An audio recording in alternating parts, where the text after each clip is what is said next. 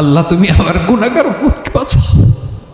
এই দুনিয়ার বুকে রব্বুল আলামিন সব নবীকে একটা করে দাওয়া মুস্তাজাবা দিয়েছেন, মানে যে দোয়া করলে কবুল হয়ে যায় সাথে সাথেই। দুনিয়ার সব নবীরা ওই দোয়াটা দুনিয়ায় করে ফেলেছে।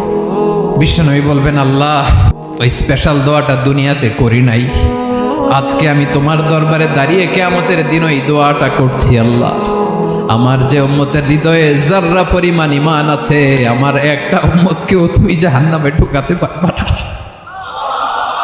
বিশ্বনবী পাগলের মতো একবার হাউজে কাউসারে যাবেন, একবার সিরাতে যাবেন, একবার পুলসিরাতের দিকে, একবার হাউজে কাউসারের দিকে পাগলের মতো দৌড়াতে থাকবেন, তার কোনো গুনাহগার উম্মত যাতে জাহান্নামে ঢুকে না যায়।